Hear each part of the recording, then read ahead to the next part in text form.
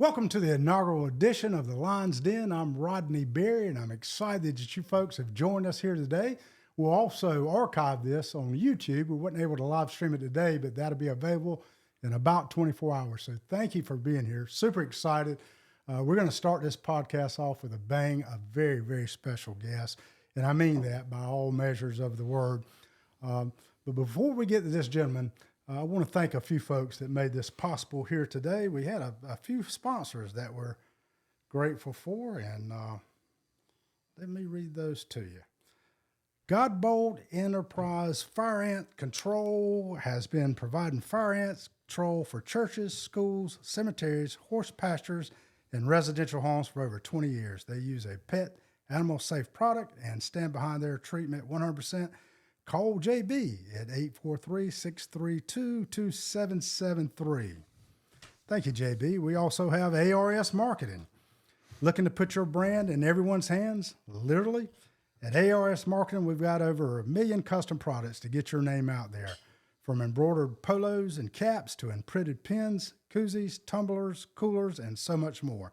Whether it's for your business, team, or next big event, ARS Marketing has the perfect promo item to make your brand unforgettable. Call AS Marketing, 843-774-0816. And finally, we have Barry's Financial. That's my brother's, folks. Barry Financials, it is our belief that we are approaching or enjoying retirement. We should seek safer investment strategies.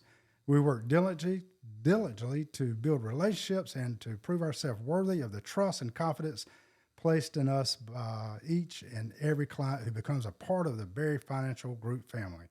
Services include income planning, medical supplements, legacy and life insurance planning, retirement strategies, long-term care, estate planning, and tax services. Call 888-774-6181.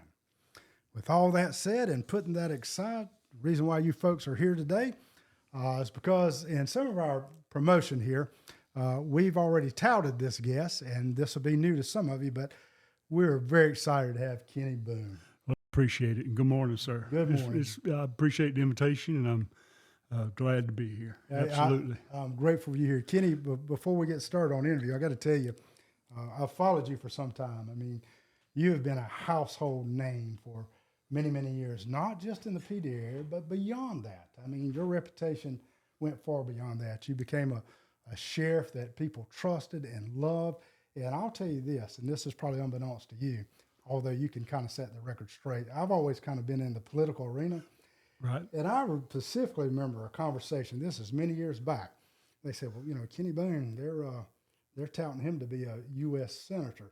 Has anybody ever had that conversation? Because that's how popular and how much people trusted you that touted you as a possible candidate for U.S. senator. Right.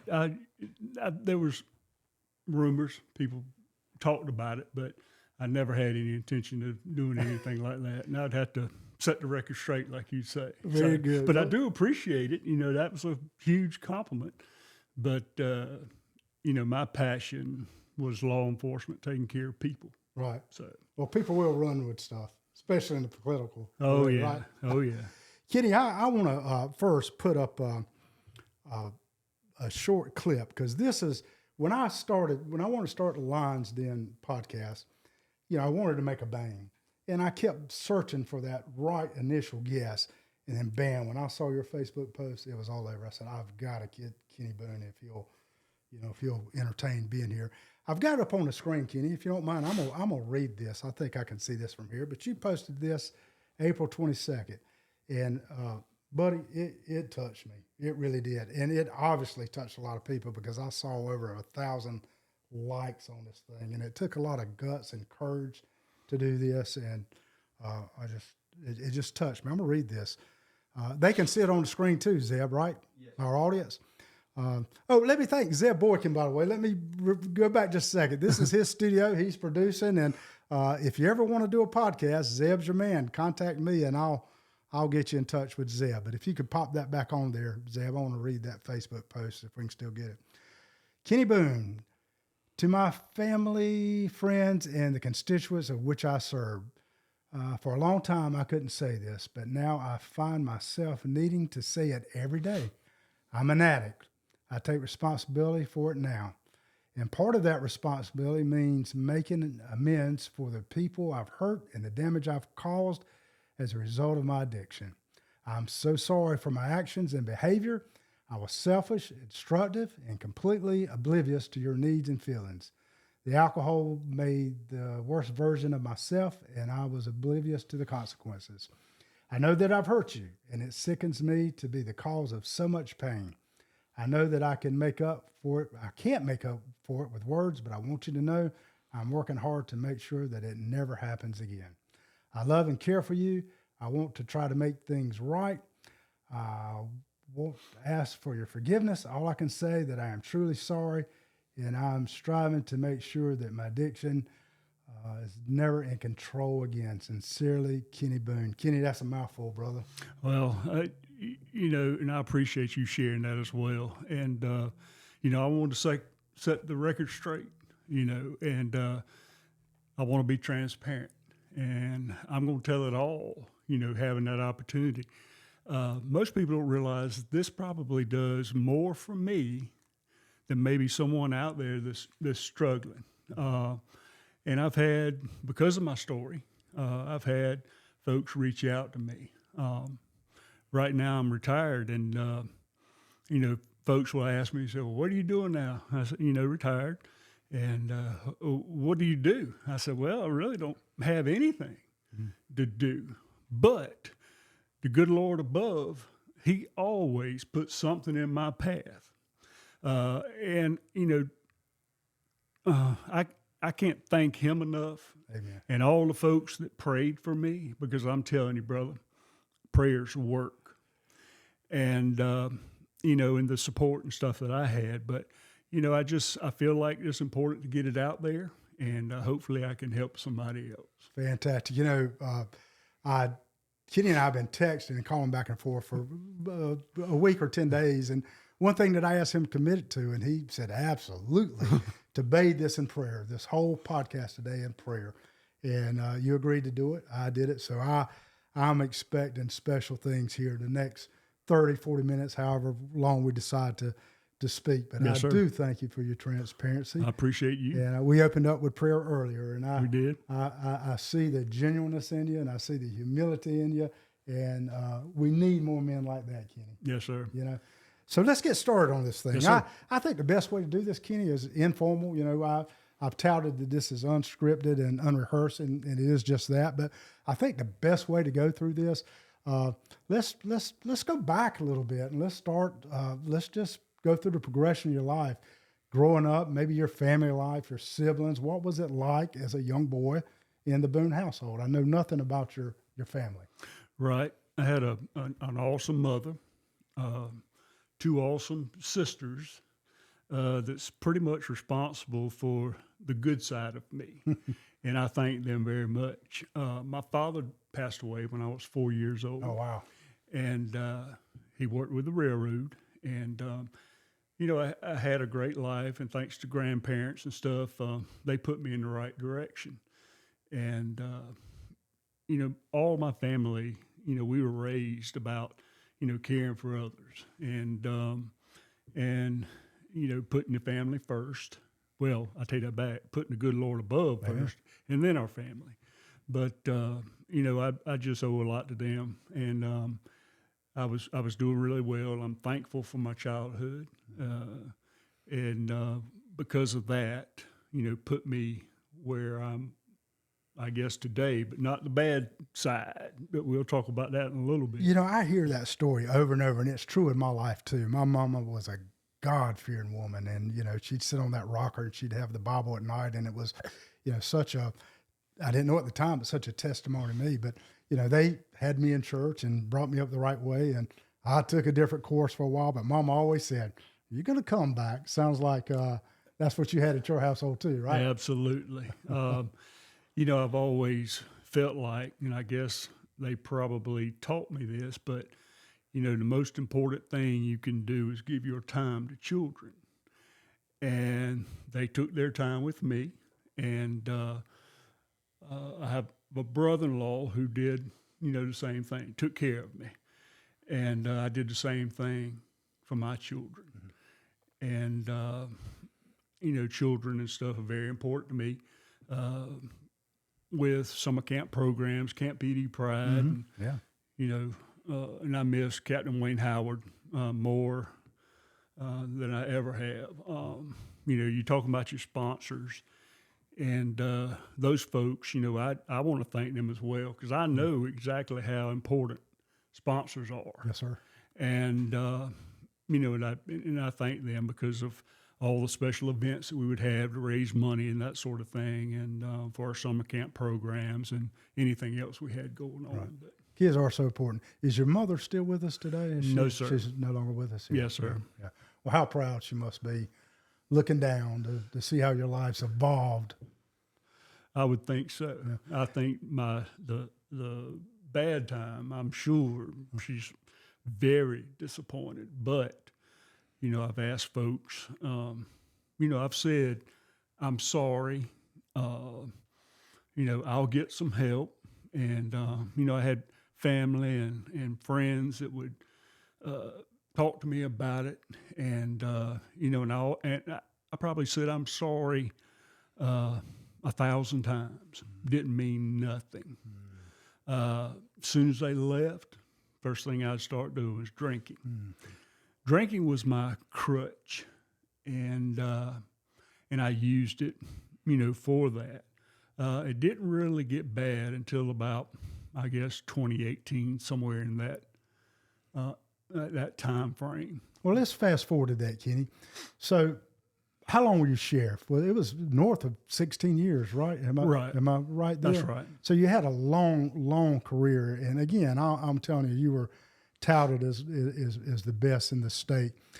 Before we get into what the addiction brought on, let's talk a little bit about your successes as a sheriff, because being a sheriff for 16 years and being in politics myself, I have found that the sheriff is probably the most admired position in the county. I mean, it's truly the go-to beyond all the other political. So you had a lot on you, but you had to do some great things, and I'm aware of some of them. But let's take a moment to tout some of the successes that you had as sheriff over the period of 16 years. Well, I tell you what, let's back up. Okay. What got you into law enforcement? Was it a passion that was inbred in you, or speak a little bit about that? When I started in patrol on the road, I had a friend, Lieutenant M.B. Huggins. Most people know as Sonny Huggins from Timothyville, who was a pilot for SLED. And I spent a lot of time with him. And I wanted to do it. I felt like that was a way for me to give back and help others. And he had talked to Sheriff Barnes at that time, and Sheriff Barnes hired me right on. I started out in communications and dispatch, and we had to give a roll call every hour, which was, and I remember it, KNGP 420 and the time. And it was written on the console, and I pressed the button, and I was trying to find it. And Sheriff Barnes thought I was singing on the radio that day. He immediately pulled me out of communications and sent me to the firing range, and I had to pull weeds out of each lane until that. And then he finally, I went to courtroom deputy, and then I went to the road as a patrol officer and an investigator, and worked my way up to where I'm at today. So it was a steady progression. Yes, sir. So what prompted you to run for sheriff? I mean, that's a big undertaking, especially, Florence County is kind of the hub of the PD. I mean, it's the big city to us folks in Marion and Dillon. So that was a pretty, lawful pursuit. Right. What got you to run for sheriff? And I got to give a lot of thanks to Sheriff Jimmy Gregg, who followed Sheriff Barnes, and had a great relationship, with Sheriff Gregg, and we had talked, and he had, decided or made a decision he was going to retire at some point, and at that time, I was interested, and asked him for his help, and ran, and we won. And Who was the opponent? Who was the opponent at that time? I don't recall. Do you remember? Did you win pretty handedly, or I did? Did you? So I know you're a Republican now. Were you on the Republican ticket back then? Democrat. A Democrat at the time, Yes, which sir. so many did. Right. Back in that day, it was Right. it was quite different. That's right. We're talking 16 years ago. It was That's a right. different environment then. And I switched parties, and but doing really well. Thanks to our constituents, they felt like that I was the person who's going to represent them well, and I tried my best to do that. The first thing I did was surrounding myself at that time with good people, and I always backed the deputies and investigated the whole staff 100%. Me not being that involved in law enforcement, that's one thing that I do remember. That was your forte. That's right. That your folks under you knew that you had their back, provided they towed the line, did the right thing. That's right. You did have that reputation. I recall that. And I had state, and I had some national figures who confronted me and was negative and said I needed to do this, that, and whatever. But I never did that. I mean, I stood up for what was right. I backed my deputies and put them first. And if we're wrong, we're wrong. We were going to admit it. But when we were right, and I would tell these that our deputies didn't do anything wrong. They've got so much stacked against them today. Kenney, oh my goodness, I'm yes, guilty sir. of being a TikTok guy, and I see these videos, and every time someone gets pulled, they're filming the officer, they're talking back, I don't know how you guys even survive. I mean, it's worse now, perhaps, in some of your era, but it's out of hand, man. Absolutely. And I think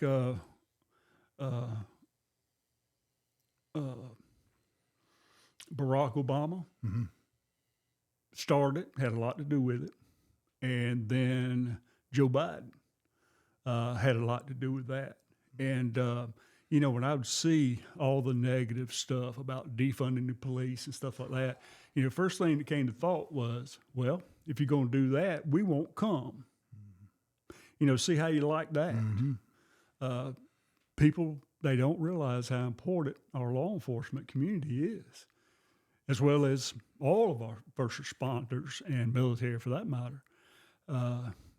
But it would make me sick to my stomach to hear some of that stuff. Law enforcement is the most important element in a municipality or county. I mean, I truly believe that. Absolutely. Not to throw slight on Myrtle Beach, because they do a fine job with so many things, but they're getting this reputation, and that's folks coming in and being destructive, and that harms a county. It harms an area's finances. I mean, it doesn't take long to get a reputation out there, and everything halts. Kenney, let's talk about. Is there any highlights that you can remember as sheriff, a drug bust or whatever? Is there anything that really comes to mind of a highlight of your career? Oh wow, we could spend The positives. Yeah, absolutely. We could spend an hour or longer, 2 or 3, talking about the good things. Right. And and it had a lot to do with the folks that worked for me. Right. I got a lot of credit, and I did, for a lot of things that were going on. I didn't deserve the credit.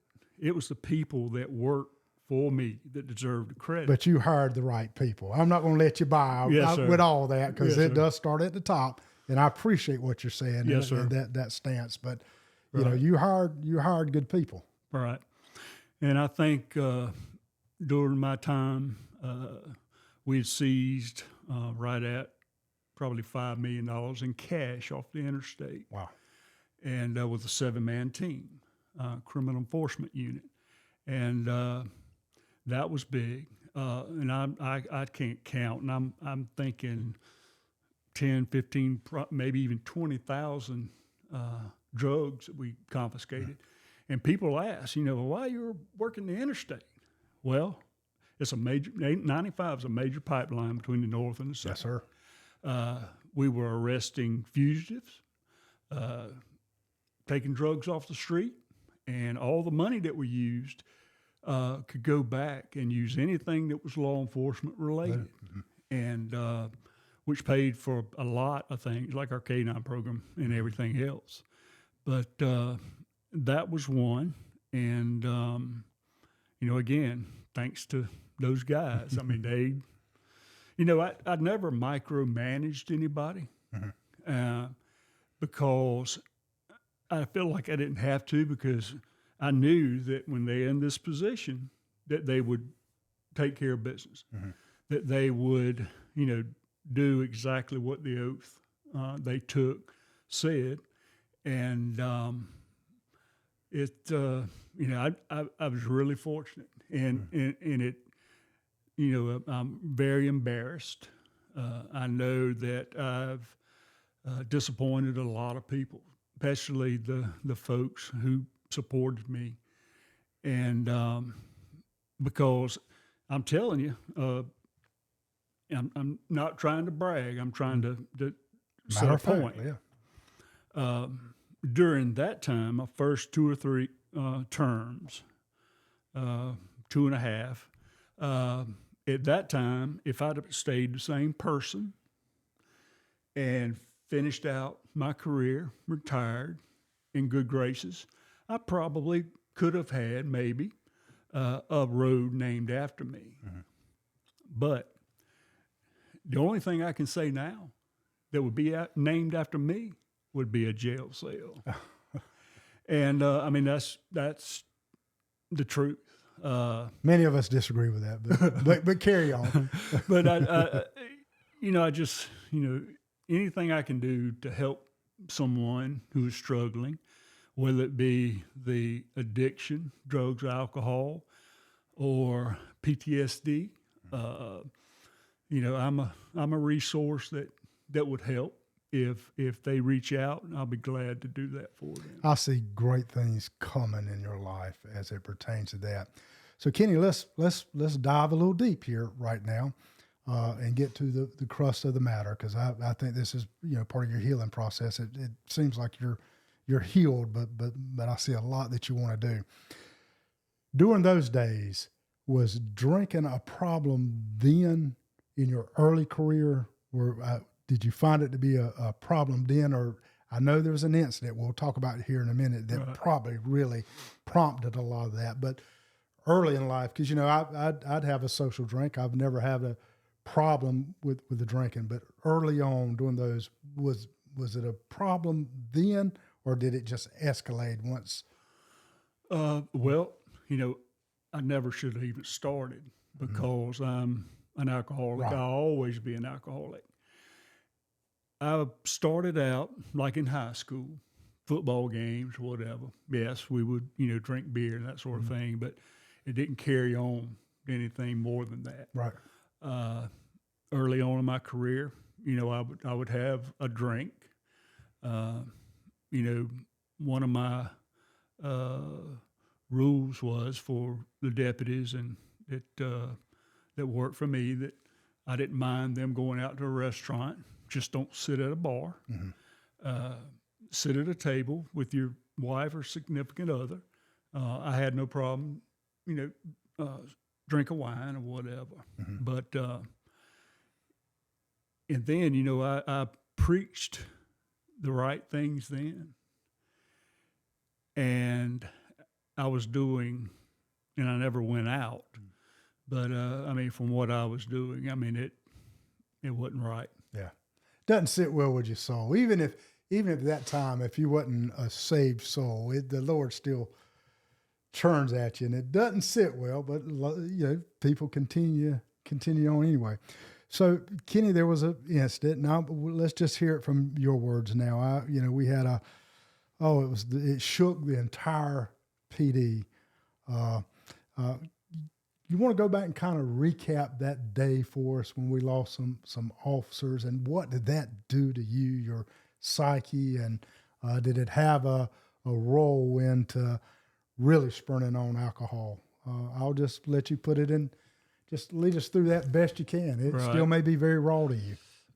Before that particular incident, October 3rd of 2018, I was drinking then. I've been drinking for years. Early on, I hid it well, and during even that time, I was hospitalized. I was sent to North Carolina the first time for detox. My body was tearing down. I couldn't walk. Lost all the weight. But during that time, I didn't care because the only thing I thought about was that drink. And when I drank, I would get mean. I would tell my family, get out my house. And Lord knows my wife, Anna, and our children, they saw this all the time. And what I say by saw, my actions falling on down steps, falling in the flower bed, tearing up furniture. But I would drink in the morning. And the reason I did that was because I felt like that calmed me. When I woke up, I was shaking, DTs, I guess. And to get that relief, I would drink the minute I got up. A couple of times during the day, and then at night, I would drink a lot, and until I passed out. So when it really started, I guess my first two terms, it's kind of like a honeymoon stage. Mm-hmm. Most everybody was happy. Right. They, our staff was doing great, and I had a few haters during that time, and now I say they probably had a right to hate me, obviously, but I would that bothered me because I never liked the negative talk. I took a lot of pride in our agency, and I never wanted anybody to say anything negative about it. But like I say, to get that relief, I used alcohol as a crutch. And anytime that I would feel different, I would drink. Mm-hmm. And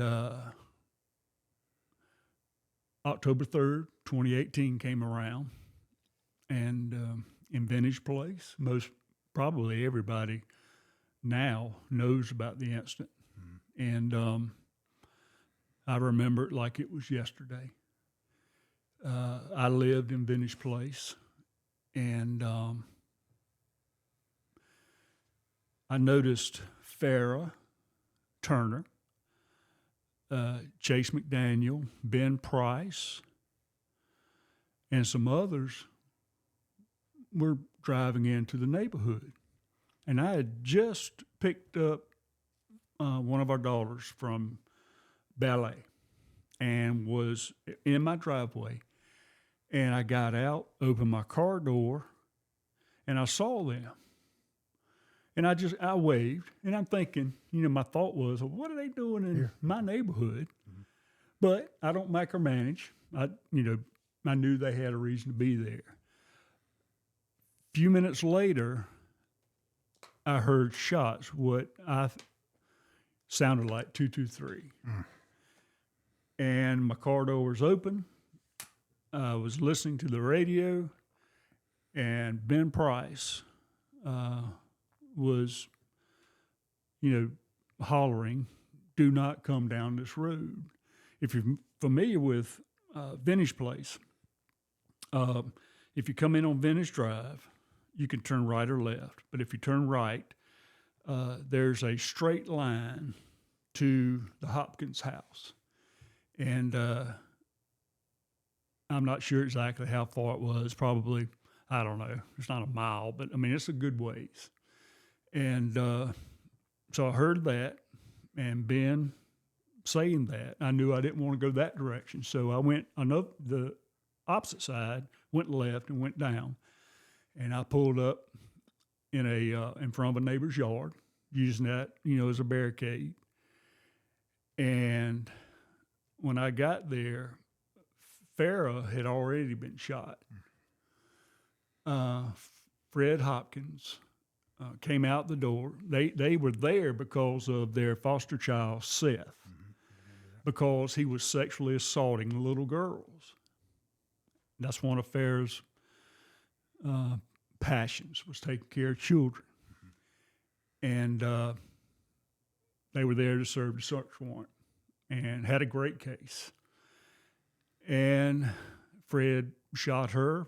She dove off the porch down in the flower bed, and he walked out and then shot her again, point blank. Then he started firing at the other deputies that were there. And I rolled up, and Terrence Caraway with the City of Florence Police Department, a tremendous asset to the community. Not only was, he a great law enforcement. I mean, he was very involved in the community. A mentor things. For a lot of people. Terrence had pulled up and had gotten out and was in the apex of the passenger side door. And Fred shot him, and the bullet had ricocheted from the top of the door on the passenger side and came straight down into Terrence. And immediately, Terrence had passed. Things were going on. We started deploying all of our resources and assets, and I knew we needed the MRAP, which is military surplus armored personnel carrier. Deployed that. All of our folks were there, SWAT team and everybody else. And we exchanged over 1,800 rounds during that time. And we didn't know if we had one shooter, two shooters, didn't know exactly where it was at the time. But obviously we figured it out. And Fred, if you walk straight up their the front porch, walk in that front door, the den is steps that go down to a big den, and he had hunkered down or barricaded himself at that window there. So the shots that we were putting in, I mean, the house looked like Swiss cheese, honestly. But if I knew then what I know now, we'd have killed him right off the spot. I would have put somebody on a roof or whatever and done that. So anyway, shots were being exchanged, and to try to cover us. And immediately, the first thing I wanted to do was recover those that were injured. And we used the MRAP for that. And those folks did a great job. They would drive in, get everybody that was in the yard that was wounded and bring them out one at a time. First was Farrah and then Terrence. And we loaded them in the MRAP. Those guys would bring them back to where we were staged. And literally, because we couldn't have ambulances or anything come down this road, because, they would be shot. So, at the time, didn't have no other choice. We would, put those folks in the back of a pickup and literally drive them to my house, which is the corner of Vintage, at the very end of Vintage. And they used EMS, used that as a staging area, for medical attention. And then I found out there's 4 foster children in the house, and Seth is in the house. So at that point, it was our duty to rescue them. And we did. We figured out where they were, made contact with them. got them out, and I can see Seth coming out and walking up that MRAP, and I'm thinking to myself, you fat slob, what you caused today. That echoed the entire state, really. I mean, even of those that didn't know the officers at the time, and I didn't know either one of them. You felt like you did. You felt like they were one of us, and the entire PD and Beyond's heart sunk. Right. That day, I can't imagine what it would have been to be there. It was something else, and I had already called Sheriff Leon Lott, Richland County Sheriff's Office, and Leon and I, one of my best friends, and if we modeled our agency by anybody, I took things from, Richland County and particularly Sheriff Lott. I've never had an original idea. I've stole all mine. There you go. That's the way I am. But I had him on the way. And the reason was people said, why'd you get him to come? Because at that time I wanted the very best of Farrah and Terrence and everybody else that was on that scene. And SLED, there was no other agency that compares to Richland County Sheriff's Office. And I know that for a fact. And he's on the way, still exchanging some gunfire. Chief Keel calls me and said, what do you need? And he'll send, resources, whatever. And I told Chief Keel then, I said, Chief, this thing's going to be over in just a minute. We getting ready to kill this SOB.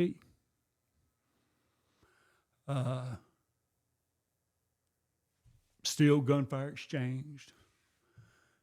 Fred then steps out the front door on the porch, unarmed.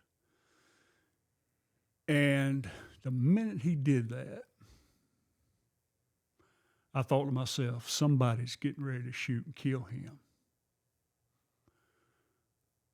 But I'm thinking the worst. Well, if we do that and we shoot an unarmed man, it's bad on us. So, thankfully, no shots were fired. They arrested Fred and took him into custody. And, by that time, Richland County was on the scene, and I pretty much turned everything, obviously, over to them. And I've done that.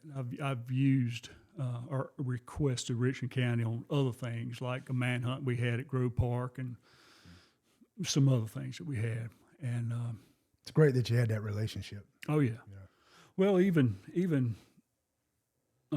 I formed a group of people with all the resources it would need and helped all the surrounding counties because SLED, they could respond or deploy their resources, but it would take them much longer time than it would for us out of Florence to support our surrounding counties. And we did that. But at that time, Fred, we took him into custody. Sheriff Lott was doing his thing and had debriefings and that stuff with all of our staff that was there. And I remember Cricket Grant, he was the number 2 man at SLED. And the solicitor, Ed Salibi, both of them came walking up. And Cricket said, we'll take it from here. And I said, no, you won't. I said, Leon is here and he's taking care of it.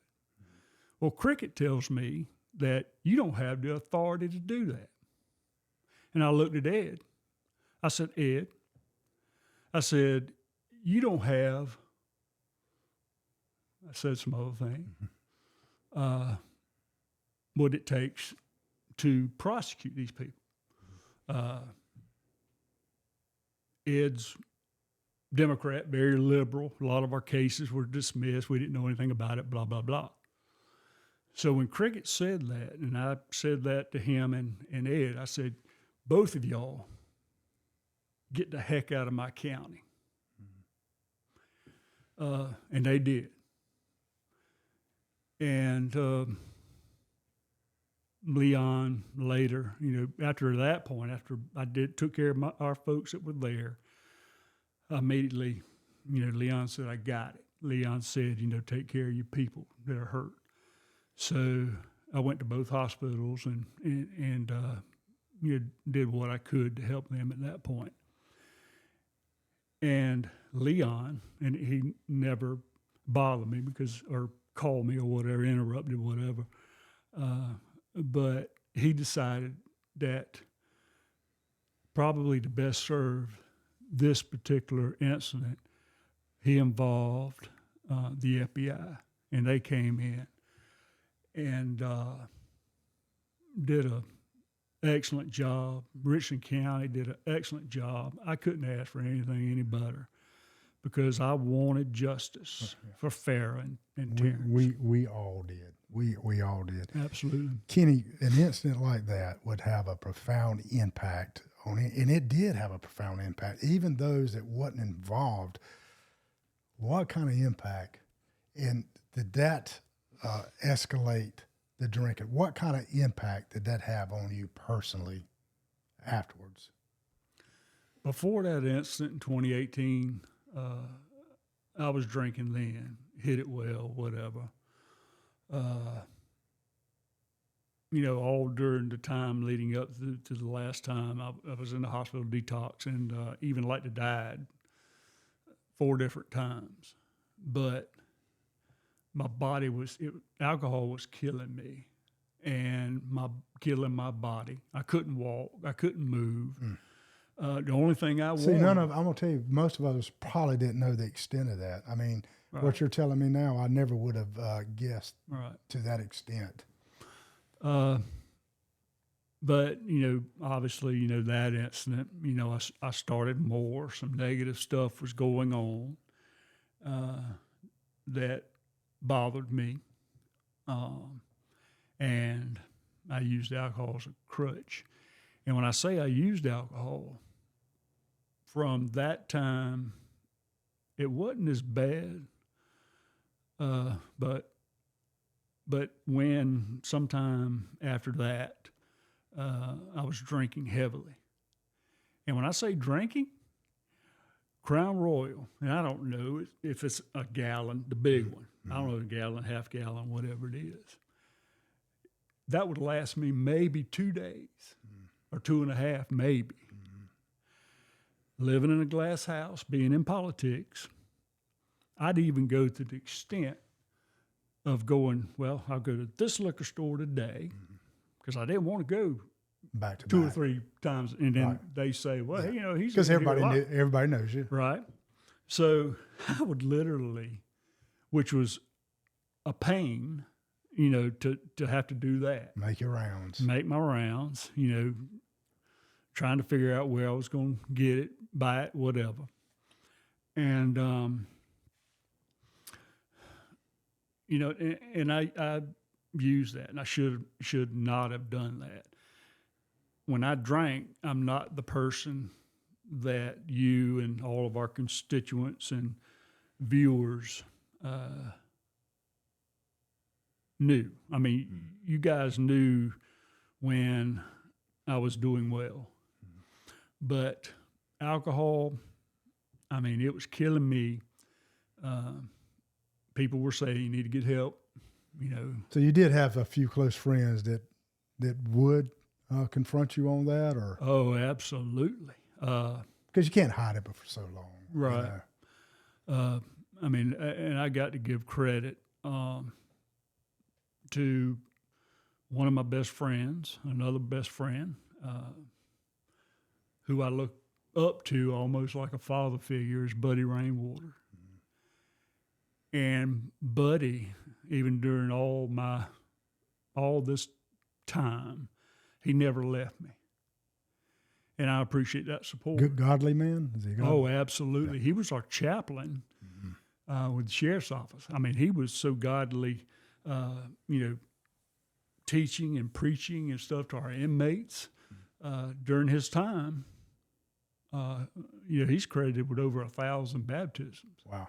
And I know every one of them didn't take, but if at least one did, it was successful. To that point, if at least one of our audience today is touched by this, we've done something here. Absolutely.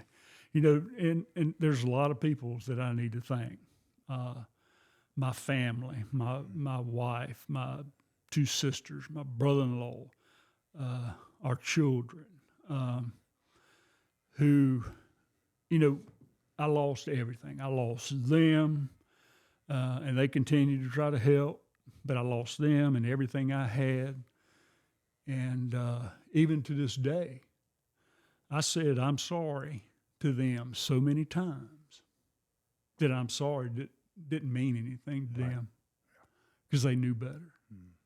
Even now, they see the progress that I'm making. And I know it, and I don't blame them. They're just nervous. Nervous. They've still got that shield, because he's going to do it again. Because I relapsed so many times. Yeah. And how long have you been sober now, Kenny? 10 or 11 months, I guess. Outstanding. I need to find out exactly. That's I okay. was kind of waiting until I felt like I had a year. I got you. And then I could share that. Because it's still, I know the struggle never goes away. I've been involved with drug addicts, and and I hear what you're saying, because it is so hard to trust somebody that you've seen just abuse drugs to the extent that I never thought I would see. What was the turning point, Kenny? What would you point to as, or is there a turning point, or was it just a progression that you said, look, I've got to do it different now? I was on prayer list for a lot of men's fellowship groups. One in particular, Ebenezer Baptist Church, First Presbyterian Church here in Florence on Cherokee Road, and there are many others. And I apologize if I leave somebody out. Yeah, I'm sorry. I also need to give thanks to Sheriff Jimmy Gregg, Corbett Stone with Florence Baptist Temple, my family for sure, who all during that time tried to stick by me. There's so many. Todd Stewart, Irby Street Sporting Goods. And I apologize. I can't think of everybody because I had that's a lot okay. of support. They know. Yeah, those that would take care of me or stood by me. I appreciate it. I'm very thankful, because I'm telling you, brother, prayer works. Absolutely. I wouldn't be here today if it wasn't for those prayers. Yes. And the big man above. Amen. Because he has taken me, I think he's using me now to help others. How much stronger the testimony. Of course, you never want anybody to go that route. And look, I've got a story myself, which is, a little similar in different ways, but, the Lord had to rebuild me. And, sometimes we get tore down, and it's us that tear ourselves down, but he uses that. Oh, absolutely. For the comeback. And that's what I see here. Right. I see more.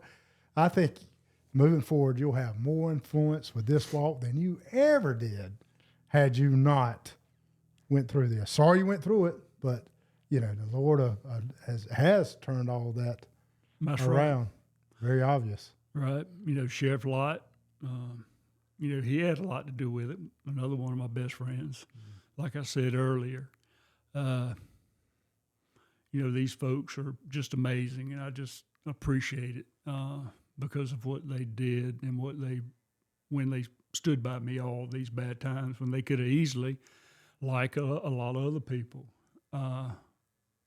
was down this road. I mean, they separated themselves from me. And I get it. I understand it. But that happened. Yeah. And, but I'm just hoping that we can help somebody else. You say somebody in leadership, whatever it is, any business, law enforcement, whatever, what's really important is surround yourself with good people. There were times that we would have meetings and that sort of thing with our deputies and whoever else. I mean, literally, majority of these folks were so loyal to the agency that I could ask them to drive to Columbia or drive to Washington, kidnap somebody and bring him to me. They would look at me like, really? But they would do it. I mean, then they'd put it in drive. That's the kind of praise, and I'm very thankful for those folks, and they knew who they are. And but so you're in the process now, because this is a story of restoration as I view it. Restoring relationships, is that kind of what you're focused on now? I know you've got to focus on self, but I can't. Somebody like you, and I think I'm the same way. I go back to try to restore things, and it seems like that's what is your journey now. Absolutely, restoring relationships that. All right, I'm sorry to interrupt. No. You know that I finished. Okay, yeah. I want to, and I feel like even today I'm on the right road to being the person I was my first and second term. Very conservative. Taking care of my people, taking care of law enforcement officers, or all the first responders. That is my passion, and that's what makes me happy. And, that is my plan, to take from where I've been to now and grow even further. It's a heck of a testimony. Yes, and it's worth being told thousands of times. Are you getting people reaching out to you for speaking engagements, the little prayer breakfasts thing? Are you getting a lot of that? I do. Okay, good. Well, and this story needs to be told. And I've had this happen too, whether it be a restaurant or church or whatever, or shopping, something. I've had people reach out. Well, I saw you at such and such, but I didn't want to bother you. And I'm thinking, please bother me. Right. I'll be glad to talk to you, share whatever. Ask me anything you want, because I'm transparent. Yeah. You told me that when we started engaging. You said, man, ask anything. I want to tell it all. That's right. And I knew you were sincere in that. I could tell in your voice. Yes, sir. Great day. What will come of this, sir? Absolutely. The Lord will use this in many, many, many different ways. And I'm glad that you're open to be an instrument to do so. Within your family, restoration in your family, you've done that as well. Yes, because sir. I did see a post, I think from you or your wife, that I can't remember the post, but the gist was that we believe in each other and we're still moving forward, whatever moving forward is. So I applaud that as well. Well, I appreciate it. Like I say, the alcohol destroyed me, my family. And I want folks to realize that. And I'm available to talk or put them in touch with the resources that are here locally, like Celebrate Recovery at Palmetto Street Church of God. They meet on Tuesday night, 6 o'clock. Reformers Unanimous, which is the RU program that they have at Florence Baptist Temple, Corbett Stone, Pastor Monroe. Well, that's another. Wasn't that Corbett's background? I'm trying to remember. I know I've met him. Didn't he have a background? Has he always walked the straight path, or did he have a? He struggled. I thought so. I thought hearing his testimony before. Right, and I would rather him tell that. I share that. Absolutely. But yes, I mean he's been there somewhat and has totally changed. And man, the ministry that he has at Florence Baptist Temple is just incredible. Phenomenal. And I would suggest anybody, whether it be the person struggling or even their family members that want to attend, because that my mind, I can't remember everything, but if I didn't say it, but they meet on Friday nights at 7. Mm-hmm. So that's a good night and time, because that brings them off of the party night Friday. That's right. I've got Brian Braddock has agreed to do the next one, and I'm excited. His story kind of parallels that as well with drugs. I mean, he did lose everything, and he's a story of restoration, just like you, Kenny. Right. I agree. Yeah. Brother, anything else that we left out that you want to share? It's your time. Happy to do so. This has been what I thought it would be. I mean, you've touched me like I thought you would, and I think the Lord will use this in ways we'll never even know about. Absolutely. Kenny. And I even have more I could share. Mm-hmm. Obviously, we know time restraints and that sort of thing. We'll do a part two. We'll do a part two. That sounds good to me. So thank you. It's Friday, and you took time off to be here, and I think I'm better for it, and I know our audience have enjoyed this, and I'm sure you'll get comments, as people see you. And so I think my comment is to reach out to Kenny. He's Absolutely. Not shy about this. He's open to talk about it. And that's right.